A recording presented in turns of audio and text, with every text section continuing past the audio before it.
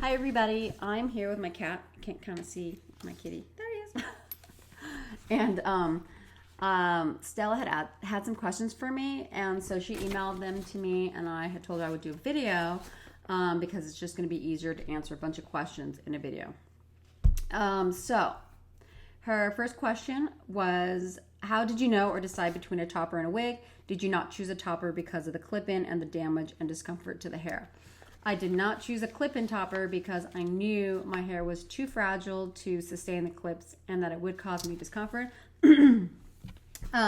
So that the clip-ins were out. So I either had to choose between a bonded topper and a wig.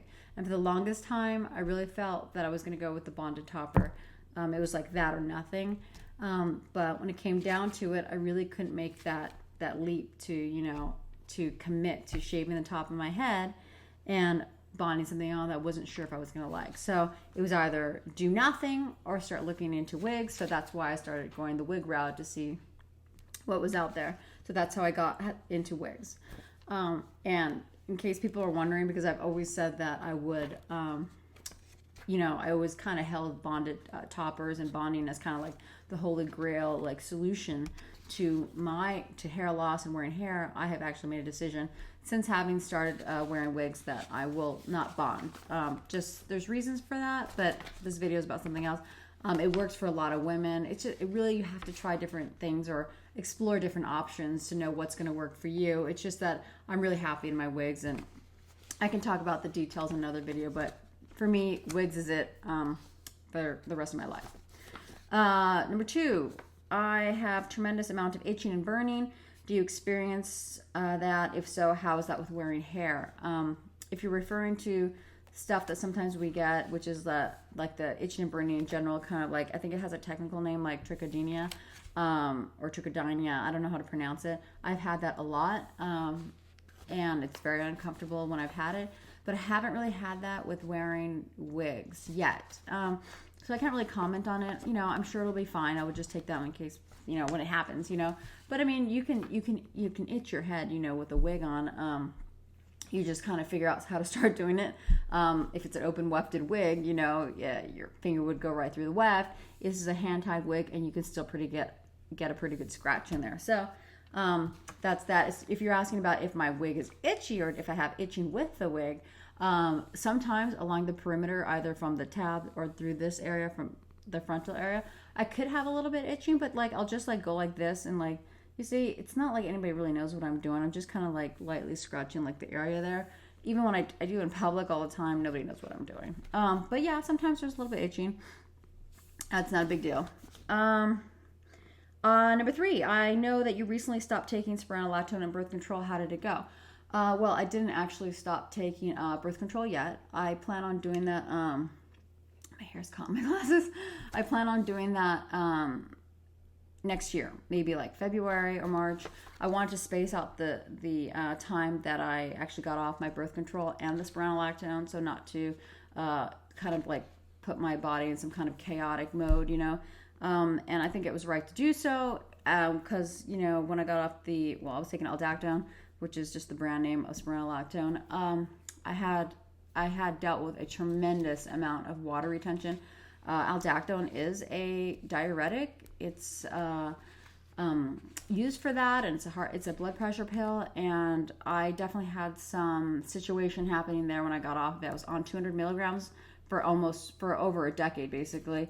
And I mean, my calves, my leg, it was really uncomfortable. I mean, it was kind of bad, and I almost wanted to, like, sometimes I would pop one of the pills I had laying around to try to see if I could alleviate it. But after about a month, that kind of weaned down, and now it's fine.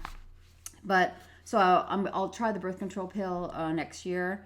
But as far as if it made my hair shed more, I don't know. Honestly, my hair's so short right now. It's not any, I can't really notice it anyways. It didn't cause anything really visibly to me. I also did like a PRP treatment prior to that to try to kind of work with staving off any shedding and keeping my hair more of in an anagen phase. So I don't know if that helped. Maybe that was the plan. And I'm also going to do that when I do get off my birth control pill. But So I'm not sure. My shedding seems like it's fine. It's kind of like stable. I didn't see any massive shedding. Of course, it could happen like 3 months from now. As a result of having gotten off my aldactone, sometimes those things can be delayed. So I'll take that as it comes. But I was willing to do it because I don't want to be on any medications anymore, considering I'm wearing hair full time. I can see this video is going to be long, but at least I know one person's watching it. Okay, number 4. Does wearing the hair cause more shedding? Wearing wigs? I don't think so. I don't think wearing wigs causes more shedding.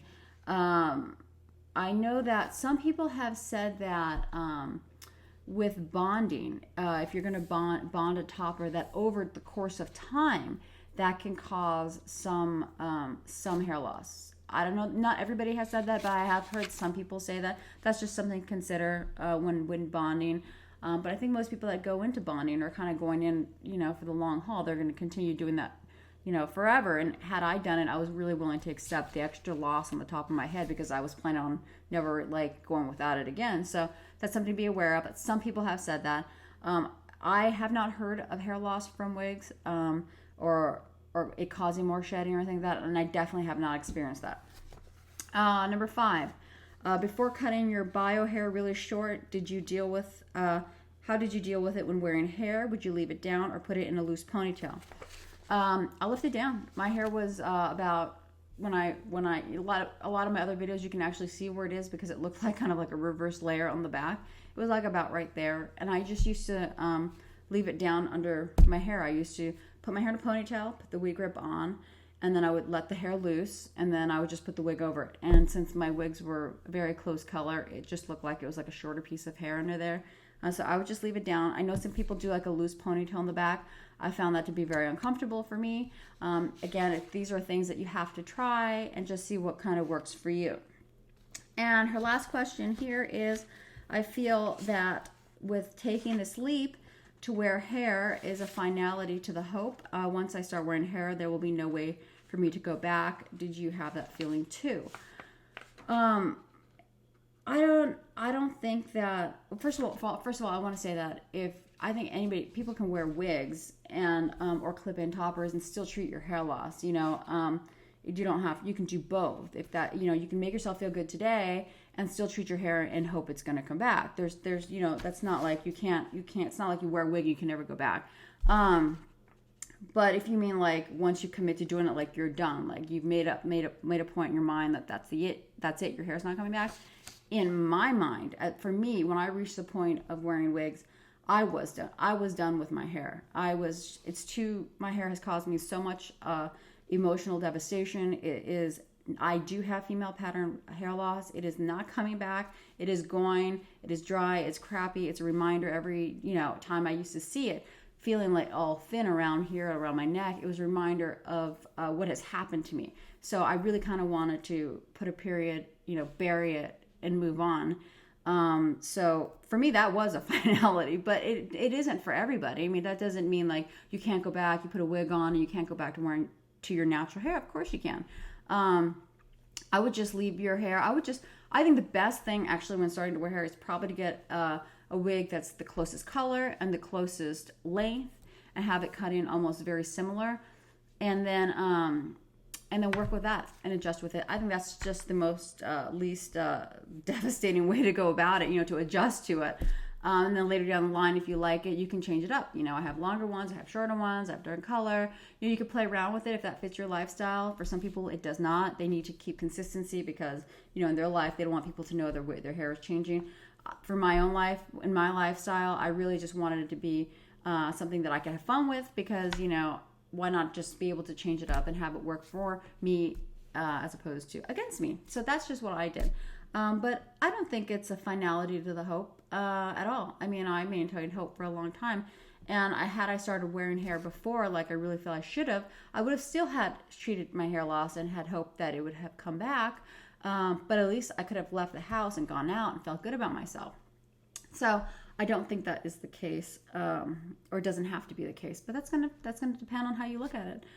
So now this is a long video. I can see that. But I did want to answer all your questions and show you guys. This is what I'm wearing today. This is Anya.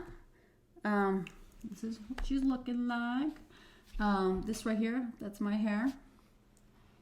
That's my hair, and I'm actually wearing her close to the front because ever since my hair was like chopped off, you know, I haven't been able to use it the way I want. So this wig is very close to being right smack, almost right at the ridge of my hairline. I'm not really behind it. So anyway, that is my Sunday video. And so I hope that answered your questions. And I wonder how many people are still watching this. Okay, bye. Have a good Sunday. Bye.